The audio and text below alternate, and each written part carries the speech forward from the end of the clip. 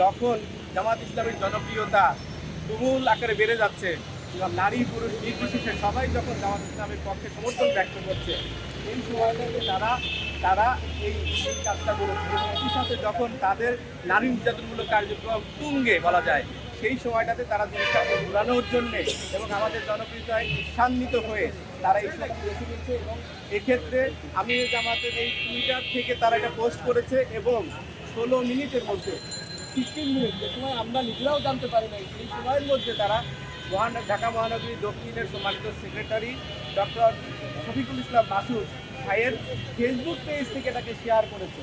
এবং এটা তারা এই জিনিসটা রাখার পর আমরা তারপরে অল্প সময়ের মধ্যে মাত্র 45 মিনিটের মধ্যে আমরা যখন এটাকে আমাদের এখানে বলেছি যে এটা হ্যাক হয়েছিল, সেটার পরে তারা এই বিশেষ করে বিএনপির বিভিন্ন কর্মীদের পক্ষ থেকে এটাকে প্রচারণা শুরু করেছে রাত 12টার দিকে। এবং তারা প্রচারণা চালিয়েছে যে স্ক্রিনশটটা দিয়ে এই পোস্ট স্ক্রিনশট, সেই স্ক্রিনশটটা নেওয়া হয়েছিল মাত্র 1 মিনিটের ব্যবধানে। তো এক মিনিটের ব্যবধানে স্ক্রিনশট নিয়ে সেটা এই সময় করে, কিন্তু আমরা বুঝতে পারি এই সব জিনিস তাদের মানে প্ল্যান রয়েছে তারা করেছে। তারা এই আইডি পাসওয়ার্ডটা চেঞ্জ করে নাই। আপনারা জানেন সেশন যদি হ্যাক করে তাহলে পরে এটা আইডি পাসওয়ার্ড মানে যে কোনো সময় তারা এই ডিভাইস মধ্যে ঢুকতে পারে। তারা হয়তো বা এটাই করেছে যে পাসওয়ার্ড না চেঞ্জ করে তারা নিজেরা এবার রেখেছে যে পরবর্তীতে জামাত ইসলামীকে দোষারোপ করা যায়, মিথ্যা অপবাদ দেওয়া যায়। আমরা মনে করছি অপবাদ দেওয়ার জন্য তারা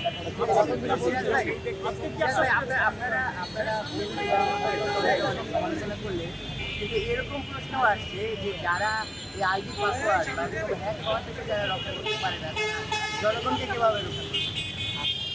আমরা মনে করি যে এটা আমরা আমাদের সব আমরা প্রমাণ দিয়েছি। সেটা হচ্ছে যে মাত্র যখন 4:37 মিনিটে পোস্ট হয়েছে, আমরা জানার পরে 5:09 এটাকে আমরা রিকভার করতে পেরেছি। তো আমাদের এই সক্ষমতাটা আছে। 2 নম্বর হলো রাষ্ট্রীয় জায়গা থেকে, রাষ্ট্রীয় অফিসের এই জায়গা থেকে এটা যদি আপনার প্রতি অ্যাটাক করা হয়, তাহলে আপনি আমরা এটা কখনোই এক্সপেক্ট করতে পারি না যে এই আইডি ব্যবহার করে এই কাজটা করা হয়। তো এটা যেটা বলা হয় সামনে যে বলা হয় সেটা আসলে যে সঠিক নয়। এটা আলহামদুলিল্লাহ আমরা সক্ষম। এবং আমরা আসলে যে এই যে আমরা মনে আহ্বান করতে চাই যে আদর্শের লড়াই আদর্শ দিয়ে করা উচিত। পুরাই পথে এসে অন্যায়ভাবে আক্রমণ করার চেষ্টাটাই কোনোভাবেই কোনো রাজনৈতিক দলের কার্যক্রম হতে পারে। যিনি যার যে ব্যক্তির আইডি থেকে এটা পাঠানো হয়েছিল এখানে এই বঙ্গভবনের অফিস থেকে, সেই ব্যক্তির ব্যাপারে এখন পর্যন্ত কী করা হয়েছে তারা স্পষ্ট করে কিছু বলেন নাই। এবং আমরা বুঝতে পেরেছি যে এখনো বহাল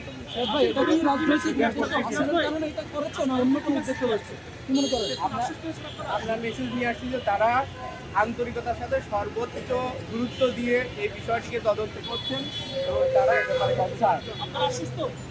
আমরা আশ্বস্ত হতে চাই তাদের ভিজিবল কোনো রিপোর্ট পাওয়ার পরে। 24 ঘন্টা আমরা সময় কথা বলেছি, এর মধ্যে যদি আমরা পাই তাহলে আমরা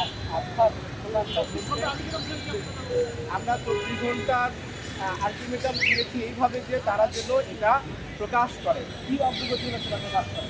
এর মধ্যে যদি কোনো কিছু না হয় তাহলে আমরা বলেছি আমরা ফার্দার তাদের কাছে জানতে চাইব এবং সংগঠন সিদ্ধান্ত নেবে যাতে আমরা তো মনে করি এই ইলেকশনের আগদের রাজনৈতিক ফায়দা, তাদের অপফায়দা নেওয়ার জন্যই তারা এটা চেষ্টা করেছে।